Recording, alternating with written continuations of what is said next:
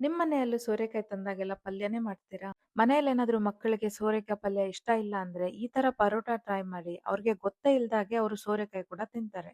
ಈ ಪರೋಟ ತುಂಬಾನೇ ಸಾಫ್ಟ್ ಆಗಿ ಬರುತ್ತೆ ಹಾಗೂ ಟೇಸ್ಟಿ ಕೂಡ ಇರುತ್ತೆ. ಯಾರ್ಯಾರು ಚಾನಲ್ಗೆ ಹೊಸವಾಗಿದ್ದೀರಾ ಸಬ್ಸ್ಕ್ರೈಬ್ ಮಾಡೋದನ್ನ ಮರಿಬೇಡಿ.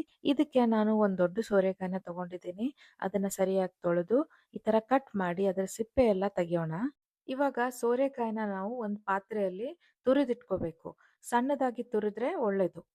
ನೋಡಿ ಈ ತರ ಬರುತ್ತೆ. ಇದನ್ನ ಮಿಕ್ಸ್ ಮಾಡಿದ್ರೆ ಪರಾಟ ಮಾಡ್ಲಿಕ್ಕೆ ಈಸಿ ಆಗುತ್ತೆ. ಅದಕ್ಕೆ ಸಣ್ಣದಾಗಿ ತುರಿಬೇಕು. ಇದನ್ನೆಲ್ಲ ಒಂದು ದೊಡ್ಡ ಬೌಲ್ಗೆ ಹಾಕೊಂಡು ಇದೇ ಬೌಲ್ಗೆ ನಾವೆಲ್ಲ ಮಸಾಲೆಗಳನ್ನ ಸೇರ್ಸೋಣ. ಇದಕ್ಕೆ ನಾನು 1 ಟೀ ಸ್ಪೂನ್ ಅಷ್ಟು ಖಾರ, ಜೀರಿಗೆ ಪುಡಿ, ಧನಿಯಾ ಪುಡಿ, ಒಂದು ಅರ್ಧ ಟೀ ಸ್ಪೂನ್ ಅಷ್ಟು ಅರಿಶಿನ, 1 ಟೀ ಸ್ಪೂನ್ ಅಷ್ಟು ಉಪ್ಪು ಹಾಗೂ ಒಂದು ಸ್ವಲ್ಪ ಗರಂ ಮಸಾಲ. ಅದ್ರ ಜೊತೆ ನಾನು ಅಜ್ವೈನ್ ಹಾಕ್ತಾ ಇದ್ದೀನಿ. ಅಜ್ವೈನ್ ಹಾಕೋದ್ರಿಂದ ಟೇಸ್ಟ್ ಒಳ್ಳೇದಾಗಿ ಬರುತ್ತೆ ಹಾಗೂ ಡೈಜೆಷನ್ಗೂ ಹೆಲ್ಪ್ ಆಗುತ್ತೆ. ಇದ್ರ ಜೊತೆ ನಾನು 2 ಟೇಬಲ್ ಸ್ಪೂನ್ ಕಸೂರಿ ಮೇಥಿ ಕೂಡ ಹಾಕ್ತಾ ಇದ್ದೀನಿ. ಇವಾಗ ಇದೇ ಬೌಲ್ಗೆ ನಾನು 2 ಕಪ್ ಗೋಧಿ ಹಿಟ್ಟನ್ನ ಹಾಕ್ತೀನಿ. ಇದರಲ್ಲಿ ಸೋರೆಕಾಯಿ ನೀರು ಸಾಕಷ್ಟು ಇರೋದ್ರಿಂದ ನಾವು ಮೇಲೆ ನೀರು ಹಾಕುವ ಅವಶ್ಯಕತೆ ಇರಲ್ಲ.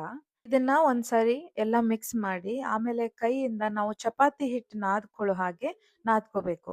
ಅದೇನಾದ್ರೂ ಸ್ವಲ್ಪ ಮೆತ್ತಗಾದ್ರೆ ಇನ್ನೊಂದು ಅರ್ಧ ಕಪ್ ಗೋಧಿ ಹಿಟ್ಟು ಹಾಕೊಂಡು ಸರಿಯಾಗಿ ಚಪಾತಿ ಹಿಟ್ಟು ಕನ್ಸಿಸ್ಟೆನ್ಸಿ ಬರೋ ತರ ನಾದ್ಕೊಂಡಿಟ್ಕೋಬೇಕು. ಸ್ವಲ್ಪ ಎಣ್ಣೆ ಮೇಲೆ ಸವರಿ ಅದನ್ನ ಕ್ಲೋಸ್ ಮಾಡಿ ಇಟ್ಕೊಳ್ಳೋಣ. ಇವಾಗ ಹಿಟ್ಟು ಒಂದ್ 5 ನಿಮಿಷ ನೆನೆದ್ಮೇಲೆ ಸಣ್ಣ ಪೋರ್ಷನ್ ತಗೊಂಡು ಈ ತರ ಉಂಡೆ ಸೈಜ್ ಅಲ್ಲಿ ಮಾಡ್ಕೊಂಡು ಆಮೇಲೆ ಅದನ್ನ ಲಟ್ಟಿಸ್ಲಿಕ್ಕೆ ಶುರು ಮಾಡ್ಕೋಬೇಕು. ನೋಡಿ ಸೋರೆಕಾಯಲ್ಲಿ ಬೆಟ್ಟದಷ್ಟು ಬೆನಿಫಿಟ್ಸ್ ಇರುತ್ತೆ. ಹಾಗಾಗಿ ಇದನ್ನ ಎಲ್ರಿಗೂ ಇಷ್ಟಪಟ್ಟು ತಿನ್ನೋ ಹಾಗೆ ಮಾಡೋದಕ್ಕೆ ಇದು ಒಂದು ಬೆಸ್ಟ್ ಐಡಿಯಾ. ನೋಡಿ ಈ ತರ ತೆಳ್ಳಗೆ ಬಂದ್ರೆ ಸಾಕು.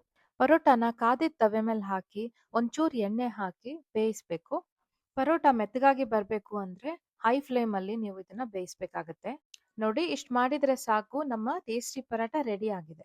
ಇದನ್ನ ನೀವು ಯಾವ್ದಾದ್ರು ಚಟ್ನಿ ಜೊತೆ ಆದ್ರೂ ಬಡಿಸ್ಬೋದು, ಇಲ್ಲ ಅಂದ್ರೆ ಪಲ್ಯ ಜೊತೆನೂ ಬಹಳ ಚೆನ್ನಾಗಿರುತ್ತೆ. ಈ ರೆಸಿಪಿ ನಿಮ್ಗೆ ಇಷ್ಟ ಆಗಿದ್ರೆ ಖಂಡಿತ ಲೈಕ್ ಮಾಡಿ, ಶೇರ್ ಮಾಡಿ ಹಾಗೂ ಸಬ್ಸ್ಕ್ರೈಬ್ ಮಾಡಿ. ಮತ್ತೆ ಸಿಗೋಣ ನೆಕ್ಸ್ಟ್ ವಿಡಿಯೋದಲ್ಲಿ ಇನ್ನೊಂದು ಟೇಸ್ಟಿ ಹಾಗೂ ಹೆಲ್ದಿ ರೆಸಿಪಿ ಜೊತೆ. Thank you for watching.